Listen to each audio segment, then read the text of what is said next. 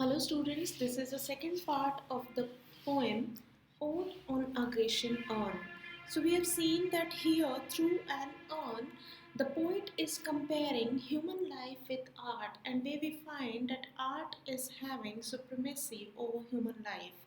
क्योंकि human life में क्या है, everything is finite, even love is finite, it is going to be declined and there is desperation in human life, loneliness is there, and then everything is numbered. Whereas if we are having a look at art, artistic जो pieces हैं, जो art है, that shows permanence, वहाँ पे जो भी depicted है वो हमेशा रहेगा. जैसे हमने लास्ट देखा था very famous lines of Keats in this poem, heard melodies are sweet but those unheard are sweeter. वो जो वहाँ पे जो एक पाइपर वहाँ पे म्यूज़िक प्ले कर रहा है वो ज़्यादा अच्छा है, वो ज़्यादा स्वीट है. So now let's go to the next stanza which starts with a happy happy boughs. Boughs मतलब ब्रांचेस ऑफ ट्री. कहते हैं ये जो ब्रांचेस ऑफ ट्रीज हैं they are happy, that cannot shed your leaves, क्योंकि ये shade नहीं कर सकते. शेड मतलब झाड़ते नहीं हैं अपने पत्तों को. Nor ever bid the spring adieu, adieu मतलब फेयरवेल, ना ही ये कभी स्प्रिंग को, बसंत के मौसम को, बसंत का मौसम spring season when everywhere greenery is there, उसको कभी ये फेयरवेल नहीं करेंगे, बाय बाय नहीं करेंगे, ये हमेशा ही रहेगा. यहाँ पे जो स्प्रिंग है वो हमेशा ही रहेगी, इन ट्रीज के पत्ते कभी नहीं झड़ेंगे. तो यहाँ पे भी एक परमानेंस ऑफ लाइफ आ जाती है through art. And happy melodies, और ये जो हैप्पी मेलोडीज हैं, यहाँ पे जो एक मेलोडिस्ट है, जो एक म्यूजिशियन है, जो सॉन्ग्स प्ले कर रहा है, ही इज़ अनवेरिड. जैसे यहाँ पे पाइपर है, वो अनवेरिड है, मतलब वो कभी थकेगा नहीं.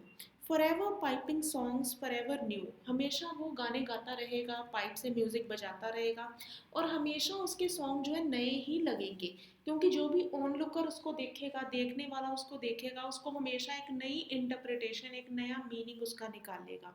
तो ये गाने हमेशा नए रहेंगे, इनमें कभी बोरियत नहीं आएगी. More happy love, more happy happy love, और यहाँ पे जो प्यार है उसमें कभी नीरसता नहीं आएगी, वो हमेशा खुश रहेगा. For ever warm and still to be enjoyed, प्यार में हमेशा एक वार्मथ रहेगी, एंड इसकी कभी भी इंजॉयमेंट पूरी नहीं होगी. For ever painting and for ever young, हमेशा ये जो है यहाँ पे everything will be young for ever.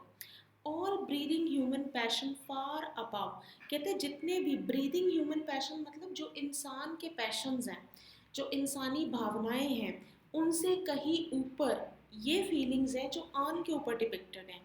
That leaves a heart high sorrowful and cloyed, moreover जो इंसान की फीलिंग्स हैं उससे क्या है, वो एंड उसका क्या निकलता है, सॉरो. इंसान दुखी होता है, क्लॉयड होती है वो, क्लॉयड मतलब अनफुलफिल्ड, वो पूरी नहीं हो पाती हैं. A burning forehead and a parching tongue, और उससे क्या है, हमारा फोरहेड बर्न करता है, हमारी टंग पार्च करती है. पार्चिंग मतलब बर्निंग, मतलब जो जब डिज़ायर पूरी नहीं होती, सर में दर्द होता है, एक सौरो रहता है. लेकिन आर्ट में ऐसा कुछ नहीं है, आर्ट में हमेशा खुशी है. Next stanza, who are these coming to the sacrifice? Now the poet is explaining another scene that is depicted on the urn. तो वहाँ पे एक sacrifice का scene है. sacrifice मतलब बलिदान का scene है.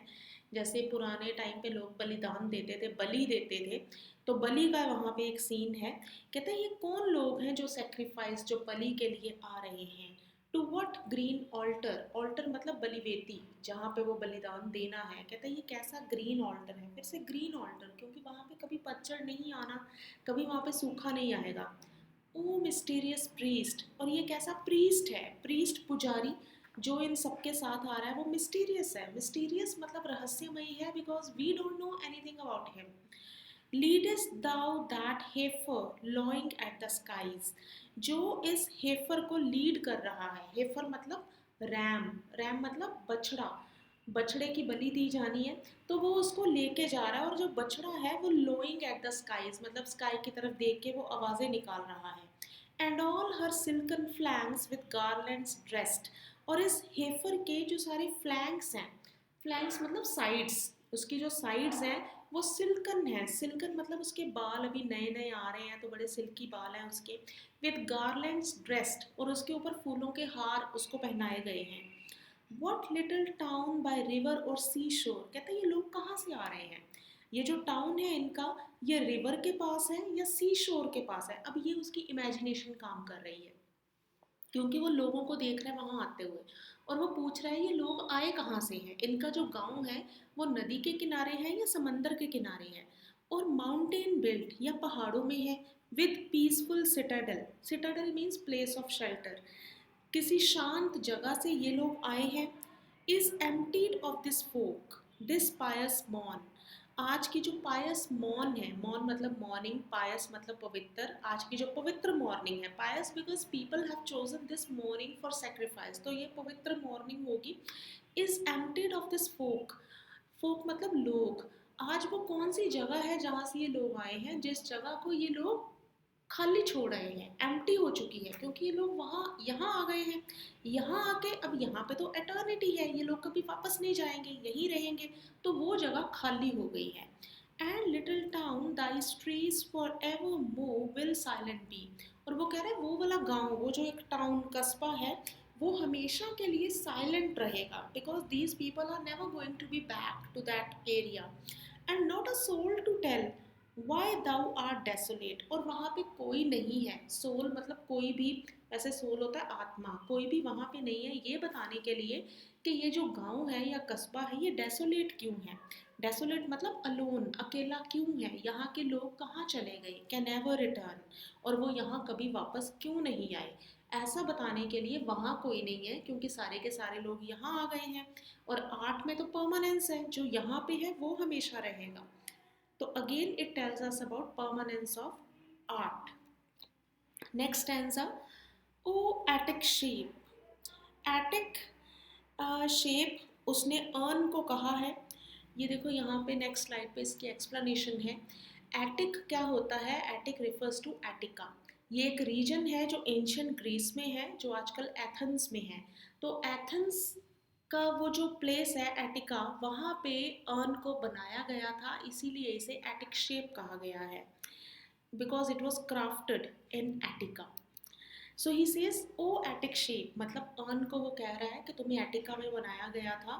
Fair attitude with bread of marble main and maidens over road, तुम्हारी जो ब्रेड है, ब्रेड वैसे क्या होता है, ब्रेडेड, जैसे बालों की ब्रेड करते हैं ना, बालों को गूंदते हैं, वो उसकी प्लेट बनाते हैं, बालों को जो इकट्ठा करते हैं, गुत्त जिसको हम बोलते हैं, बनाते हैं, दैट इज ब्रेड, ब्रेडिंग की गई होती है। अब अर्न के ऊपर भी क्या है, किनारे पे ब्रेडिंग की गई है, कहते हैं ये जो ब्रेडिंग की गई है इसमें क्या है, मार्बल के मेन हैं और मेडन्स हैं, ओवररोड, ओवररोड मतलब डेकोरेटेड, इसे डेकोरेट किया है मार्बल के मेन और विमेन के साथ, मार्बल पत्थर के साथ, मतलब पत्थर के उसमें आदमी और औरतें बनाई गई हैं, with forest branches and the trodden weed, इसके ऊपर फॉरेस्ट ब्रांचेस बनाई गई हैं, पेड़ बनाए गए हैं, शाखाएं बनाई गई हैं, एंड ट्रॉडन वीड, और वीड बनाई गई है, वीड मतलब घास फूस, घास फूस बनाया गया है जो ट्रॉडन है, ट्रॉडन मतलब जैसे घास पे कोई चलता है तो घास थोड़ा क्रश हो जाता है ना, दैट इज ट्रॉडन वीड, तो जहाँ पे जो घास फूस बनाया गया है वो ट्रॉडन है। दाउ साइलेंट फॉर्म, कहता तुम साइलेंट हो, तुम कुछ नहीं कह रहे हो, dost tease us out of thought, लेकिन तुम हमें टीज कर रहे हो, हमारा हमें कोई सोच ही नहीं आ रही है, एज डथ एटर्निटी, जैसे कि एटर्निटी हो, तुम एटर्निटी हो, तुम साइलेंट हो और तुम हमें थॉटलेस कर रहे हो।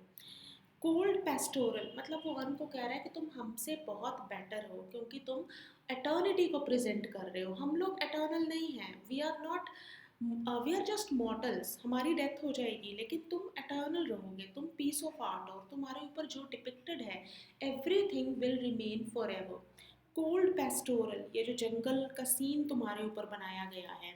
When old age shall this generation waste, कहता जब हमारी जनरेशन है वो बूढ़ी हो जाएगी, thou shalt remain, तुम तब भी यहाँ रहोगे, in midst of other वो मतलब दुख, बहुत सारे दुखों के बीच में, मतलब जो ह्यूमैनिटी है वो दुखी होती है, लेकिन तुम तब भी वहाँ पे रहोगे। Than ours, a friend to man, कहता तुम आदमी के दोस्त हो। टू whom thou sayest, जिसे तुम कहते हो, beauty is truth, truth beauty. So this is a very famous line of Keats, and we also find this line in Indian culture. हमारे यहाँ क्या कहते हैं, सत्यम शिवम सुंदरम, beauty is truth, truth beauty, beauty ही सच है, सच ही ब्यूटी है। कहते हैं ये तुम हमें बताते हो क्योंकि तुम ब्यूटी को प्रेजेंट करते हो, तुम ट्रुथ हो, तुम एटर्नल हो, तुम हमेशा रहोगे। You are telling this line to us, that is all, ye know on earth. कहते हैं यही चीज़ की हमें ज़रूरत है, इसी चीज़ को समझने की हमें ज़रूरत है, and all ye need to know. And we should always remember and understand this thing, that beauty is truth and truth is beauty. This is the philosophy of life that has been presented by John Keats in this poem, Ode on Aggression On. So, with this, we have finished this poem. Thank you.